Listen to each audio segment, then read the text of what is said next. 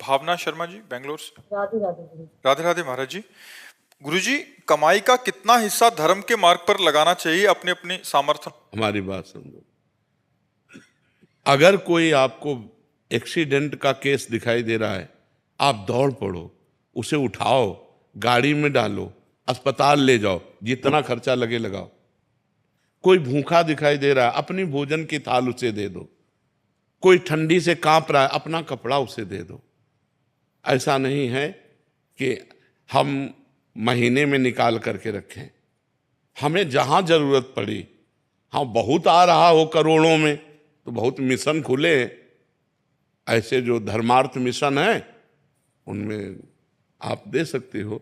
लेकिन गृहस्थी में जितना आ रहा है, अपने परिवार का पोषण करो, भगवान के घर में सेवा विराजमान करो, अतिथि सेवा करो, भूखे टूटे के साधु संत महात्मा, बीमार पशु पक्षी कोई भी हो, उसकी सेवा की भावना रखो। उसमें भी ये नहीं देखना है कि हमारा दशांश खत्म हो गया अब तो अब हम क्या खर्चा करें। नहीं, हम 2-4 दिन भले भूखे रह जाएं, लेकिन आज ये बीमार आदमी है, इसको हम दवाई दिलाते हैं, आज इसकी हम सेवा करते हैं। सेवा करने की भावना रखो, दान देने की भावना मत रखो। सेवा करने के लिए हमारे पास जो कुछ तन मन धन है, अगर जरूरत पड़ी हम दूसरों की सेवा में तन से भी लगेंगे, मन से भी लगेंगे और धन से भी लगेंगे। हमारी भावना तो ये है कि तुदीयम वस्तु गोविंदम तुभ्यमेव समर्पये। हे भगवान, आपकी दी हुई वस्तु हमारे पास है, जब जरूरत जहाँ जैसे पड़े हमें प्रेरित कर देना, हम सेवा कर देंगे। हम दान देने लायक नहीं हैं, क्योंकि दान अपनी वस्तु का दिया जाता है और वस्तु भगवान की है, तो हम क्या दान दें। भगवान की वस्तु जहाँ जरूरत पड़ेगी वहाँ लगा देंगे। वैसे शास्त्रीय नियम में बताया गया है कि 100 में 10 रुपये धर्म के लिए निकाल देने चाहिए, दशांश कहते हैं।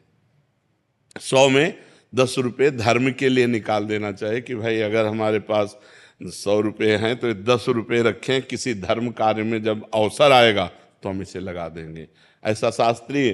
पर हम कह रहे हैं कि अगर हमें ज़रूरत है उसको 100 रुपया की दवा दिलाने की, हमने 10 रुपया निकाल कर तो हम 90 और लगा देते हैं। भैया तुम्हारी दवा 100 की है, तुम जाओ और खाओ और स्वस्थ रहो। ऐसे भावना से करना चाहिए।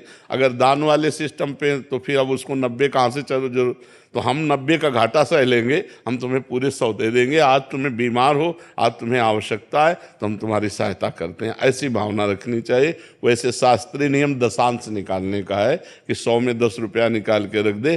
कभी तीर्थ यात्रा, कभी साधु सेवा, कभी गौ सेवा, कभी बीमार सेवा, उनमें लगा दे ऐसा। इसलिए देने की बात छोड़ो, अपने परिवार का बढ़िया पोषण करो, लड़का बच्चा को बढ़िया पढ़ाओ लिखाओ और जरूरतमंद की सेवा कर दो। कभी कोई भूखा टूटा प्यासा बीमार ऐसा जरूरतमंद दिखाई दे तो उसे अपना भी वस्त्र दे दे, कोई बात। मतलब हम साल ओढ़े, कोई काँप रहा है तो हम तो घर में जाके दूसरी व्यवस्था कर देंगे, उसको ओढ़ा देते हैं। ये है सच्ची सेवा। कोई भूखा है, हम अपने हिस्से का भोजन उसको दे देते हैं, ये सच्ची सेवा है जी। आयुष जी भोपाल से। प्रियंका जी गुजरात से। महाराज जी, आप दोनों का सेम प्रश्न है। आप कहना चाह रहे हैं कि आप अपने अंदर के सूक्ष्म अहंकार को कैसे पहचानें और मिटाएं? जब किसी दूसरे पे दोष दर्शन होने लगे तो समझना चाहिए हम में अहंकार बढ़ रहा है। जब हम किसी के दोष देखें तो अपने में गुणाभिमान होता है, तभी दूसरे में दोष दिखाई देते हैं। और इस अहंकार का नाश गुरुदेव के चरणों का आश्रय, संतों के पावन चरित्र पढ़ने से और भगवान नाम जप करने से ये अपने आप नष्ट हो जाएगा।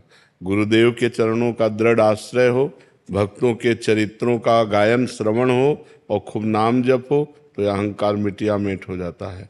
भक्त चरित्र सुनने से लगता है मेरे में क्या भक्ति है, इनमें जो महान भक्ति रही, ये जो भजन किए उसमें मेरा भजन कितना, तो अहंकार नष्ट होता है। जब गुरुदेव के चरणों का आश्रय लेते हैं तो ये होता है कि मेरे से जो साधना बन रही हो तो गुरु कृपा से बन रही है, और नाम जप करने से हृदय पवित्र होता है।